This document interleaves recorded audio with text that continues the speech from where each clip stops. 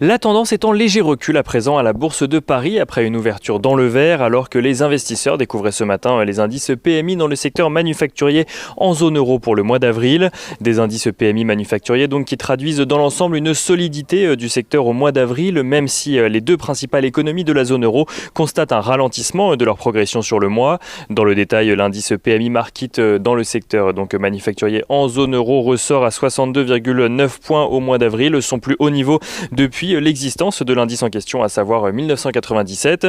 L'Allemagne constate, elle, une activité manufacturière solide sur le mois, mais légèrement inférieure au mois précédent, ainsi qu'à la première estimation, et ressort finalement à 66,2 points.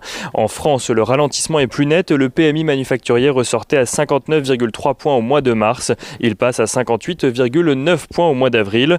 Notons en revanche que l'Italie et l'Espagne voient leur activité manufacturière continuer sur leur lancée de leur côté. Le PMI manufacturier ressort à 60,7 points en Italie sur le mois, un nouveau record, tandis qu'en Espagne, il ressort à 57,7 points, son plus haut niveau depuis plus de 20 ans. Côté statistique toujours, retour en Allemagne où les ventes au détail ont progressé au mois de mars, affichant une croissance de 7,7% par rapport au mois précédent, mais une croissance de 11% sur un an, un niveau que plusieurs observateurs attribuent à l'assouplissement des mesures de restriction. Aux États-Unis à présent, les craintes qu'une inflation trop forte pousse la Fed à revoir sa politique monétaire reviennent sur le devant de la scène, malgré les déclarations récentes de Jérôme Powell.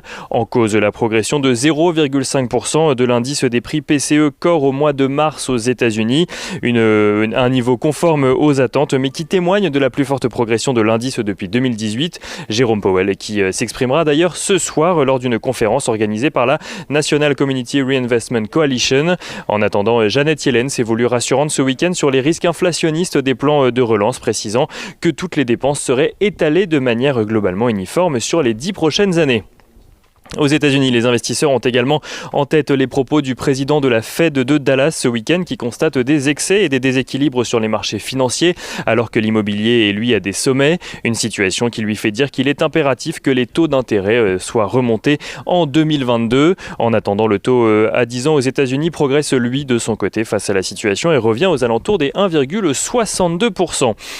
En zone euro, le vice-président de la BCE, Luis de Guindos, a déclaré de son côté ce week-end que si 70% de la population adulte européenne est vaccinée d'ici l'été et que l'économie commence à reprendre de la vitesse, alors la BCE pourrait envisager de sortir du mode d'urgence de la politique monétaire actuelle.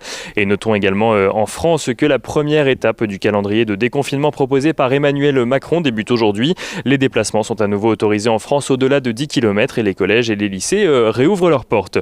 Du côté des valeurs, à présent, peu d'actualité ce matin. On note cependant que les immatriculations de voitures neuves en France reculent de 25% au mois d'avril. Une nouvelle qui n'impacte pas Stellantis dont les ventes reculent de 30% cependant sur la période, qui n'impacte pas non plus Renault dont les ventes reculent de 32% également. Les deux valeurs restent globalement stables depuis ce matin, tandis que Forestia évolue de son côté dans le rouge. Et autre actualité valeur à Paris, DBV Technologies annonce de son côté une trésorerie à 152 millions de dollars à la fin du premier trimestre 2021, un niveau plus faible qu'il y a 3 mois mais qui devrait suffire selon la biotech à financer son activité au moins jusqu'au second semestre 2022.